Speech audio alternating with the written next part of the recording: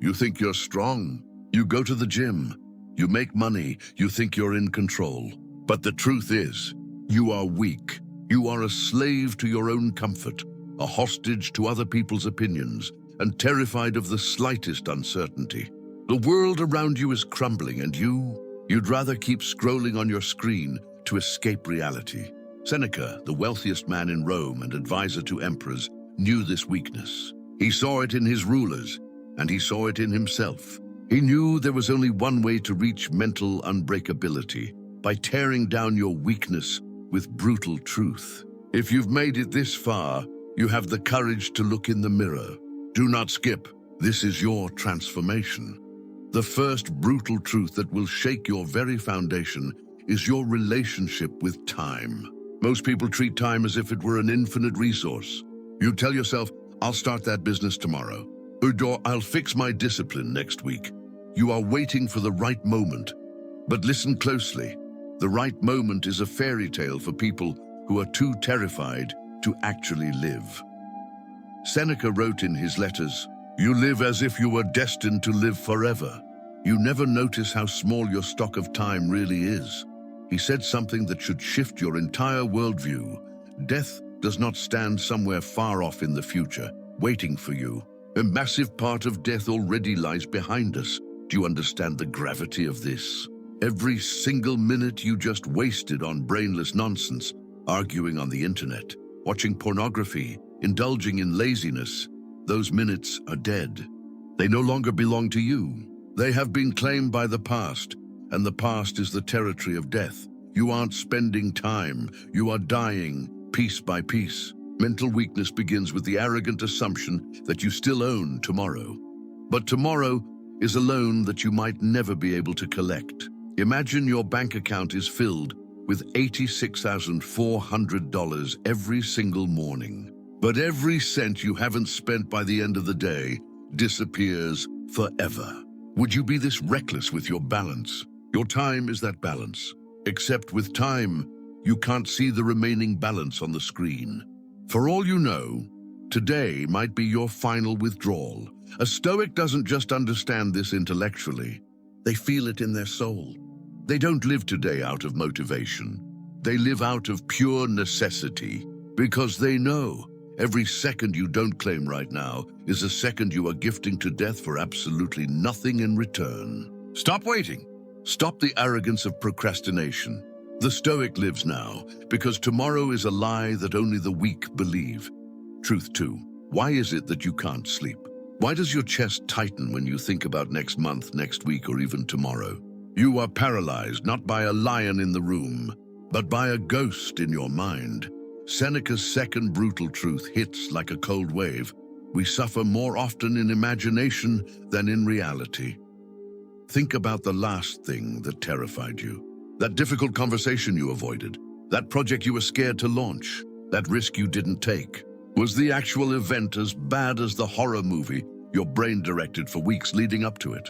Probably not. Your mind is a master of fiction. It takes a small seed of uncertainty and grows it into a forest of catastrophes. You spend your days rehearsing tragedies that haven't happened and probably never will. You are exhausted, not from fighting real battles, but from losing fake ones in your head. Mentally weak people let their imagination run wild. They are hostages to what if. What if I fail? What if they laugh at me? What if I lose everything? Seneca would look you in the eye and tell you that you are being ridiculous. You are bleeding from wounds that don't exist. The Stoics practiced a technique called premeditatio malorum, the premeditation of evils. But they didn't do it to worry. They did it to conquer. They sat down and looked at their worst fears. They asked, is this the condition I feared? But they realized that even in the worst-case scenario, they could still breathe, they could still think, they could still act. The brutal reality is this. Your anxiety is a form of vanity. You think your problems are so significant that the universe is conspiring against you. It isn't. Most of what you fear is just a shadow on the wall. Stop being a victim of your own creativity. The next time your mind starts spinning a web of fear, stop. Ask yourself, am I suffering right now or am I just imagining it? If it's imagination, put it down. It's a weight you don't need to carry. Real strength is the ability to look at a storm and see only rain, not a disaster. You are not a director of tragedies. You are a warrior of the present moment. Act accordingly. Truth 3. We are told from the day we are born that money is the key to the cage. We are taught that status is the shield that will protect us from the world's cruelty. You spend 40, 50, 60 hours a week chasing a number on a screen, thinking that once you hit it, you'll finally be free. But Seneca, a man who possessed wealth in history, had a much darker conclusion. He looked at his villas, his gold and his power, and he realized a terrifying truth. It is not the man who has too little, but the man who craves more, who is poor. Think about your life. Think about the things you own. Do you own them or do they own you? Every luxury you add to your life is a new master you have to serve. You buy a big house and now you are a slave to the mortgage. You buy an expensive car and now you are a slave to the fear of it being scratched. You chase status and now you are a captive to the opinions of people you don't even like. Mentally weak people think that wealth is a fortress. It isn't, it's a gilded cage. If your happiness depends on the quality of your wine, the brand of your clothes, or the balance of your bank account, you are the most vulnerable person in the room. You are one bad market day away from a mental breakdown. Seneca practiced a radical exercise to break this chain. Every few days, he would dress in rough clothes, sleep on a hard floor, and eat only the cheapest bread and water. He would ask himself, is this the condition I so feared? Can you do that? Or are you too soft? The brutal reality is this. If you cannot be perfectly content with a bowl of plain rice and a cold floor, you are a prisoner. Your desires are the guards of your cell. True mental strength doesn't come from what you can acquire. It comes from what you can endure losing. If you lost everything tomorrow, your job, your car, your house, would you still be a man of character? Or would you crumble into nothing? If the thought of losing your comforts terrifies you, then you are not a master. You are a slave who has simply forgotten he is wearing chains because they happen to be made of gold. Break the chain, learn to need nothing, and you will finally be unstoppable. Truth 4, you complain about your boss. You complain about the government, the economy, and your upbringing. You point your finger at everyone else, claiming they are the ones holding you back. But Seneca has a truth that will burn your excuses to the ground.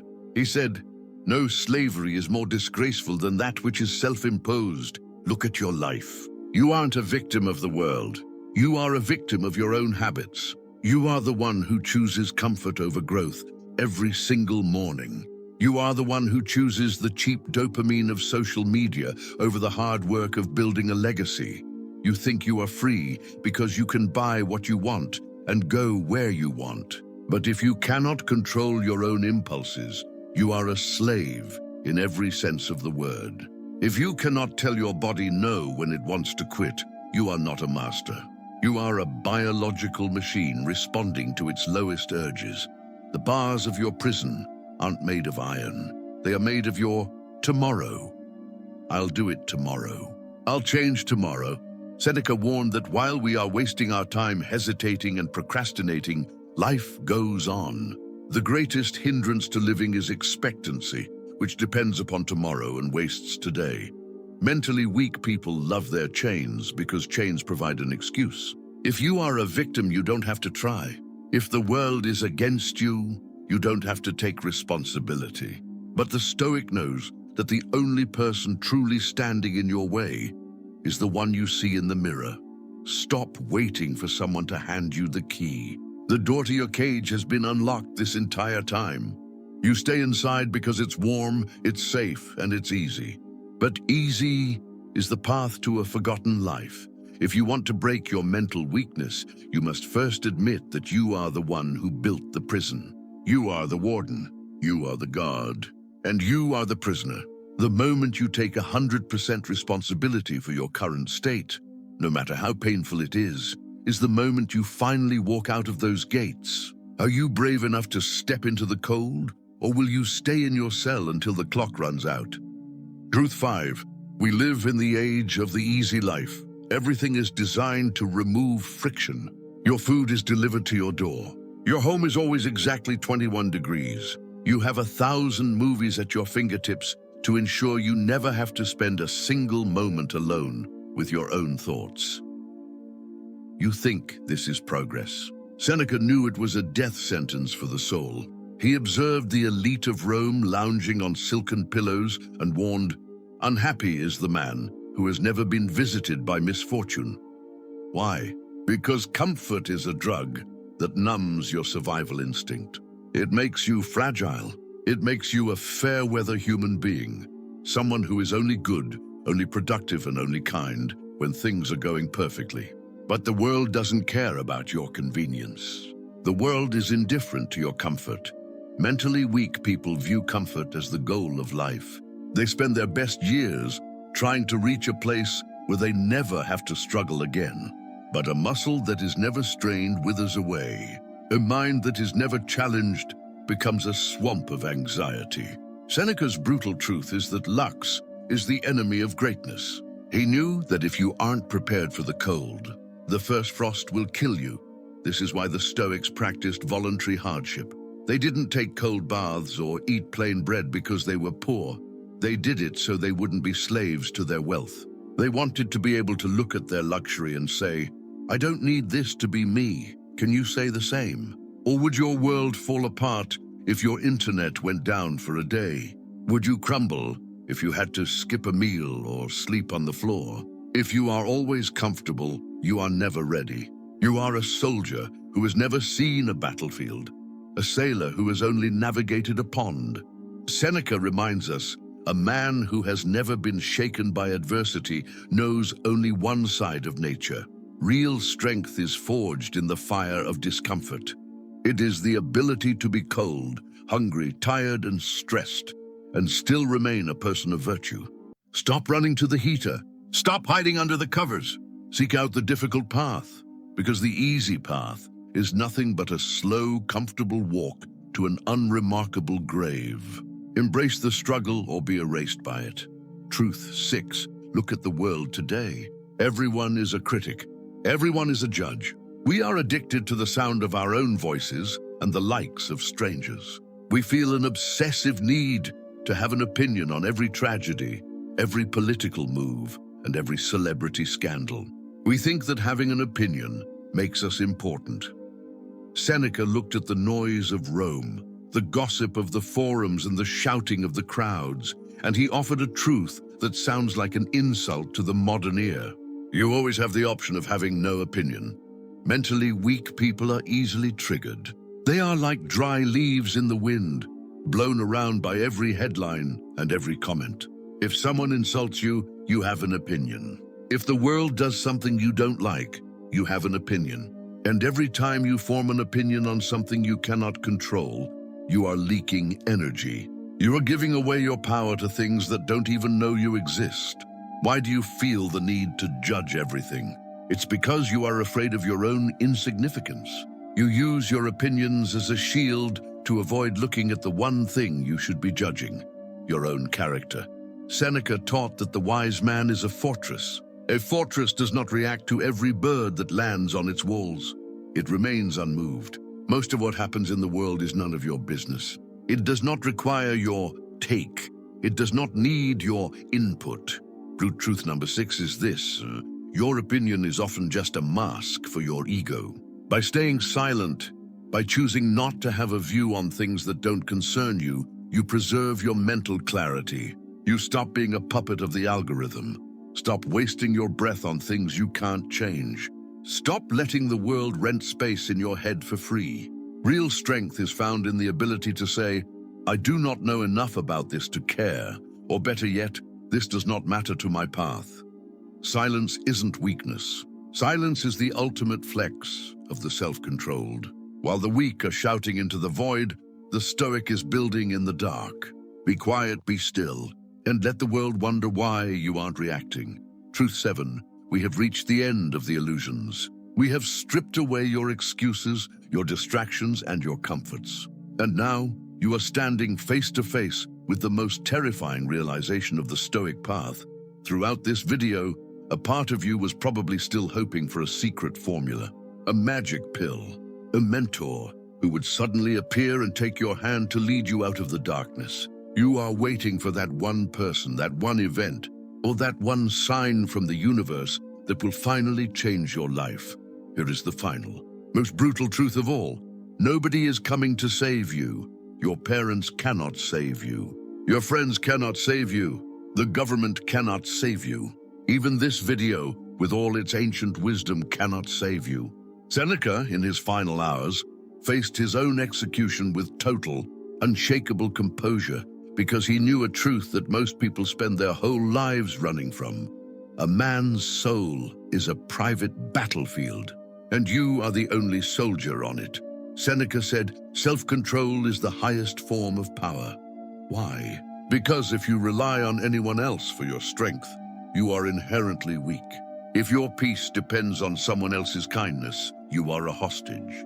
If your success depends on someone else's help, you are a beggar. You have spent your life looking out there for a rescue boat, while you are the one holding the oars. Mentally weak people spend their entire lives in a waiting room. They wait for the right partner to make them happy. They wait for the perfect boss to recognize their talent. They wait for better circumstances to start their journey. They are like passengers on a sinking ship, staring at the horizon for a savior that doesn't exist. The Stoic knows that he is both the ship and the captain. The rescue boat is a myth. You are alone in the middle of a vast, indifferent ocean. And that is the most beautiful realization you will ever have. Because the moment you realize that nobody is coming, you stop looking at the horizon. You stop begging. You stop complaining. You look down at your own hands and you start rowing. You realize that the strength you were looking for out there was actually buried under layers of your own laziness, your own cowardice, and your own ego. You are the only one who can break your mental weakness. You are the sower, the seed, and the harvest. You are the only one who can decide right at this second that the old, weak version of you is dead. The world is not going to get easier. The storms are not going to stop, but you can become the man who no longer needs the world to be kind. Don't look for a savior. Become the savior. You have heard the 7 truths. Most people who started this video have already clicked away. Their minds were too soft to handle the reflection in the mirror. But you are still here. That means the fire hasn't gone out yet. But know this, knowing the truth is useless if you don't know how to weaponize it. Seneca knew that truths are just ideas until they are tested in the fire of chaos. There is a specific hidden Stoic path for those who have finally realized they are alone. A way to turn that isolation into an absolute, ironclad fortress that no one can penetrate. If you are ready to see how a Stoic becomes truly invincible when the world falls apart, if you are ready to build that fortress, then you need to see what we have prepared for you next. Click the video on your screen right now, or walk away and stay exactly who you were 30 minutes ago. The choice, as it has always been, is yours.